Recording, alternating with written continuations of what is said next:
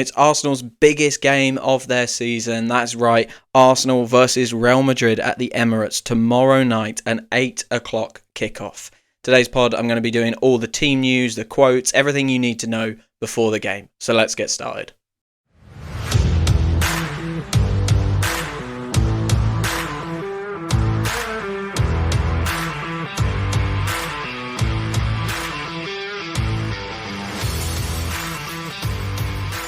Hello and welcome back to another episode of Arsenal Unfiltered, your 3 times a week dose of Arsenal coverage with me, your host Mark. Wherever you are, I hope you're well. I hope you are looking forward to Arsenal versus Real Madrid tomorrow night. We have had a lot of new listeners in the last week. Welcome from Ireland, Czech Republic, Spain, Norway. We've got people listening in Australia, Switzerland. That's a new country for us. So hello to all of you guys if you are listening from any of those countries and any of the countries actually that are coming in at the moment. It's going global, so it's really, really nice to see Arsenal fans from all over the world interacting with Arsenal Unfiltered. I really, really appreciate you listening, and hopefully you are enjoying some of the content I have been able to bring to you recently. A lot of that has been match preview podcasts, and that is what we've got for you today.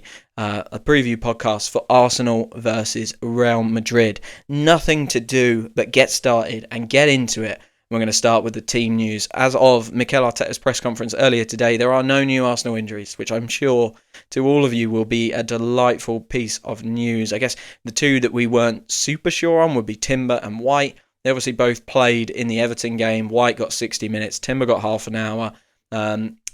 I think Arteta intimated that White made it through the game and hasn't trained since, but they had to just do that to manage his minutes and his physical level. So he is fine, confirmed fine by Mikel Arteta.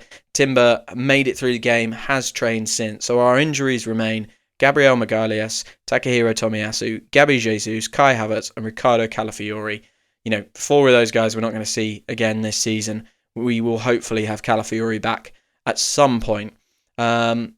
Interestingly, Mikel Arteta was also asked about Bukayo Saka because obviously he's on his way back from an injury, didn't start against Everton, came on at half-time basically, and got 45 minutes under his belt.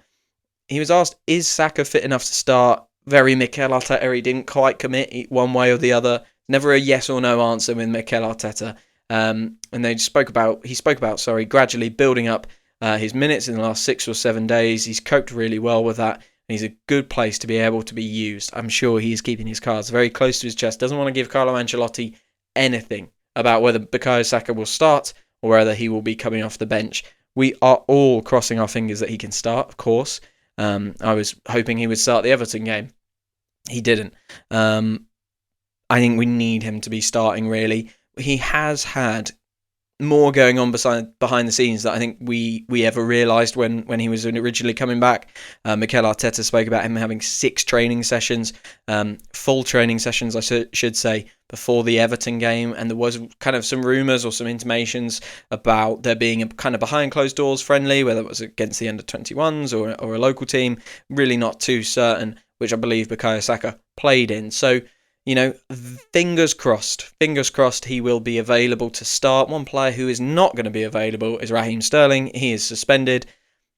Not the biggest loss, I don't think, in a game like this. I don't think Arteta would be turning to Raheem Sterling at any point. But keeping on team news, let's do Real Madrid team news. And they are feeling the pain as much as we are. Now, Andre Lunin is out injured. Courtois, unfortunately for us, is back in training and is expected to start this game. I think they had a youngster in goal against Valencia on the weekend. They were also missing Carvajal, Militao, Mendy, Ferland Mendy, and Dani Ceballos. So a fair few defenders, and Tchouaméni is suspended. So that's another option that they had. Tchouaméni's played centre-back for them quite a bit recently. And obviously he is their primary defensive midfielder. So there's maybe a little bit of hope there. Not having Mendy, I think, is really, really good. Not having their first choice left back up against Bukayo Saka, fingers crossed Bukayo Saka. Not having Tchouaméni, massive for us. Tchouaméni will be back for the second leg. He's just suspended. The others are all a little bit up in the air as to whether they'll be fit again. But like I say, Courtois back in training. So FootMob have FOTMob, I should say, have predicted the Real Madrid lineup. So I'm going to read that out for you now. Courtois in goal, Valverde, Asensio, Rudiger and Garcia. Don't know much about the Garcia guy. Did watch the Asensio fella in previous rounds, and he seems to be quite a decent centre-back, come through their academy, as I understand it. And Rudiger and Valverde are two just world-class players, aren't they? I mean, Rudiger, the fact that Chelsea let Rudiger go for free is not spoken about enough as one of the worst pieces of transfer business I can remember. I mean, that guy is so good, and I think Mikel Merino will do very well to cause Rudiger any problems. Modric and Camavinga is the predicted two in the midfield. Obviously, no Tchouaméni. Modric to start, not sure. Not sure if they've got that prediction right. I would wonder if they might go for some more legs in there. But they're going to struggle, right? No Tchouaméni, no Ceballos. They're going to struggle to find legs in there unless they play Bellingham maybe a little bit deeper. Camavinga, some player. Watched him with France a couple of times. And then, of course, the front four is absolutely terrifying. Now, Rodrigo didn't start against Valencia. I'm not 100% certain why. I wonder if there has been some fitness issues there. But FOTMob are predicting him to start on the right wing against Miles Lewis-Skelly. A huge, huge test for Miles Lewis-Skelly. Bellingham in the number 10. Declan Rice is going to have a day dealing with him. Vinny Jr. being available for Real Madrid. I mean, thank God Jurrien Timber's back. Thank God we might have Ben White and Jurrien Timber to lean on. And then, of course, the jewel in their crown, Kylian Mbappe. William Saliba is going to have to do a number on his countrymate if we are going to get a result out of this one. Look, they are an absolute super team. An absolute super team, and we are going to need some luck to get past them and stop that front four because it's just ridiculous. I think it's the best attack in the world right now, and some of those players are scoring at free will. I think Mbappe's got 33, maybe 34 goals already this year. What we wouldn't give to have 33 or 34 goals in our team. I mean, we'd be right up there at the top of the league if we had that. So yeah. Quite impressive, their attack. There is maybe some joy in that back four. Garcia is the one I'm looking at. Maybe Bukayo Saka can get at him. But Courtois being back obviously makes that challenge even more difficult. So, like I said, Mikel Arteta has been in the press conference room and he's been talking to the press. And one very clear question that, again, he did not want to give anything away to Carlo Ancelotti for. He was asked, have you decided how you're going to replace Gabriel? Obviously, in the Everton game, he replaced him with Jakub Kiwior. Putting Jakub Kiwior up against Kylian Mbappe and Rodrigo and Bellingham, slightly worrying. But Mikel Arteta did confirm he's decided how he's going to replace Gabriel. But he was not in any mood for telling anyone how he's going to do that. So, is it Kiwior? Is it what we expect, or is there going to be an ace up the sleeve? Well, I'm going to come on to that towards the end as I do the predicted lineup and my preferable lineup. You also got a question about, not worrying about the opposition. Is the game about what we can do rather than stopping Real Madrid? And I'm going to read his answer verbatim. There are things that we cannot control, which is what they are going to prepare and what they can do. We have to focus, and our energy has to be on that. Referencing what we can do, understanding what puts us in our strengths and what puts us in our weakness and the direction that we want to play the game. And I read that quote and I'm thinking he is surely talking about our off the ball game here. He is surely talking about us being incredible in that 4-4-2 block off the ball, making things difficult. And I think it was Ola Aina from Nottingham Forest who did an interview recently speaking about how difficult it is to play against us. I think that's what Mikel Arteta is referencing right there. Let's make this impossible. When Real Madrid have the ball, which they are going to do, they're going to have a lot of it. Let's make it impossible for them to find a passing lane, impossible for them to get the ball to Bellingham and Mbappe. Let's make this so difficult for them that they don't want to face us ever again. And I think that's got to be the plan. Let's stop them playing. Let's be really nasty, difficult to play against. Lean on the strengths of Declan Rice, William Saliba, Jurrien Timber. Let's lean on those guys. Be so robust defensively and off the ball. And then when we get it, give it to Bukayo Saka, give it to Gabriel Martinelli, and let those guys do what they do. and maybe we can hit them on the break. I do think that's probably the way to play. If we play incredibly high, like we do against Everton at the weekend, we saw William Saliba kind of almost in their box many times, providing crosses and stuff. If we do that, we're in trouble against the likes of Vinny Jr. and Mbappe. So I don't think we can do that. I think we'll have to be a bit deeper. He had a really interesting question asked of him as well around, are Arsenal in a better place from right now in comparison to the Bayern Munich quarterfinal last year? And I thought it was a weird answer. I think we are. Building those experiences is something necessary. That's why I said that we have to build our own story. There's a massive gap there of so many years where nothing has happened in the football club relating to European competitions. We need to change that, and we need to change that quickly. It's an interesting one.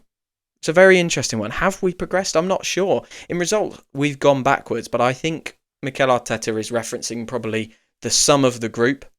The challenges that we've faced this year, how that might have enhanced the team's abilities, and probably, the kind of experience that we've got from that Bayern Munich tie, the experience that we got from Porto last year. We're coming into this game having...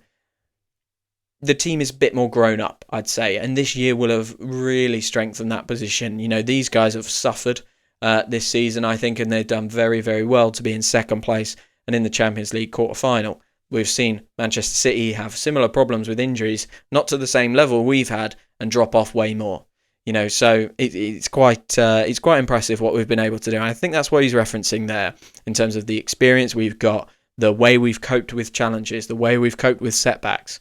But ultimately, the results have gone backwards, and we need to change that. Context matters, of course, but I think that's what he's referring to about getting deeper in European competitions. Don't remember the last time Arsenal were in a Champions League semi-final, and in a week's time, we might have changed that. So that would be very, very exciting.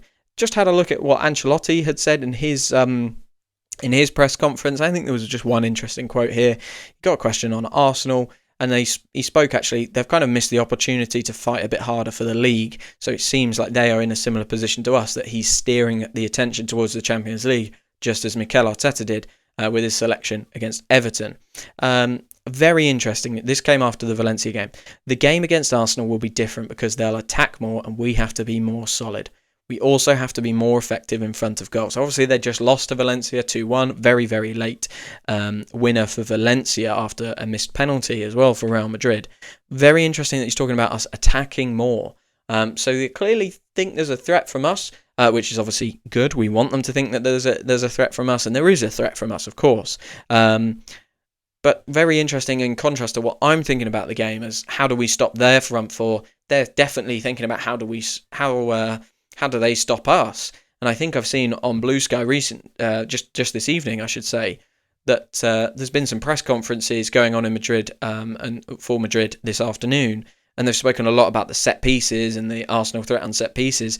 And it seems like the Madrid contingent are worried about that. Let's do lineups then. This is my predicted lineup that I believe Mikel Arteta is going to go with. And before I reveal the lineup that I think he's going to go with, if you feel like you've enjoyed this podcast or any episode of Arsenal Unfiltered, do please consider going to your podcast app of choice and just following the podcast. It really, really helps out, and it will make sure you keep getting 3 podcasts from me every single week right into your app of choice. Thank you so much. So like I say, my predicted lineup, what I think Mikel Arteta will go with: David Raya, Jurrien Timber, William Saliba, Kivior, Mars Lewis-Skelly. So the back four, the same back four as against Everton, apart from White out, Timber in. I think Partey will come back in, and we'll see that classic midfield of Partey, Rice, Ødegaard. There's no way I think he goes with anything different there. There's no way he's trusting Jorginho in this game. And up front, I think Saka will start, and I think Marino will return up top with Martinelli on the left wing, and we'll have Trossard off the bench. Now, my preferred lineup is slightly different to that. It's basically the same as I just read out, but I would take Kivior out. And I gave him my star against Everton, one of the kind of stars and under pars. I gave him a star performance alongside William Saliba and Ben White. They were my 3 stars of that game. And I think this is really harsh, what I'm about to say, because I do think he's played well. And I've mentioned previously, judge Kivior on what he is, not what he isn't. He's not supposed to be Gabriel. He's supposed to be a decent squad player. And he's a very decent squad player. Can pass the ball. Yes, he's got a mistake in him. Yes, absolutely. But remember what he is. He's a 20 million quid squad player. He's not the 80, 90 million pound Gabriel. But I am going to say, take him out for this game because we need our best players on the pitch. And if we have Ben White and Jurrien Timber available, I don't see, an Arsenal 11 that is better without those guys right now. Because we don't have Calafiori and we don't have Gabriel. I think if we had one of those two to play left-footed centre-back, the left-footed kind of player, I think I'd do that. But without that, I think maybe the drop-off to Kivior is just a little bit too much. So what I would do is I'd shift Saliba to left centre-back, and I know he doesn't play as well there when he does play there for France.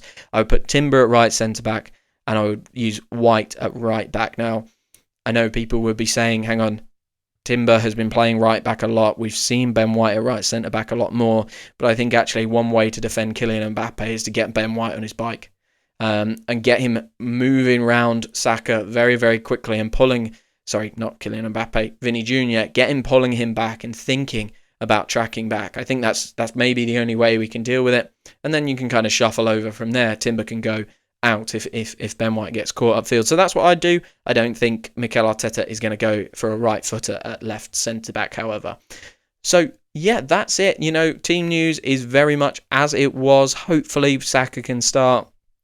Real Madrid, unfortunately, they do have Courtois back in training, but they've got injury problems of their own. That front four is going to be absolutely deadly. And maybe, just maybe, we've got Real Madrid thinking about the threat that we can pose as much as we are thinking about the threat that they can pose. It's going to be a great game. I'm very, very excited for tomorrow night. I can't wait to watch it. Gutted I didn't get tickets. Absolutely gutted. I will keep a forlorn eye on the ticket exchange, but that's not going to happen, is it? It's one team that I am just desperate to watch Arsenal play against in person, and hopefully I get another opportunity further down the line. I'm sure a number of you share that feeling, so hopefully we all manage to get tickets further down the line. I'm going to leave it there, guys. Let's hope for a fantastic result tomorrow night. And all that's left to say from me is a big thank you for following, thank you for listening, and I will speak to you very, very soon.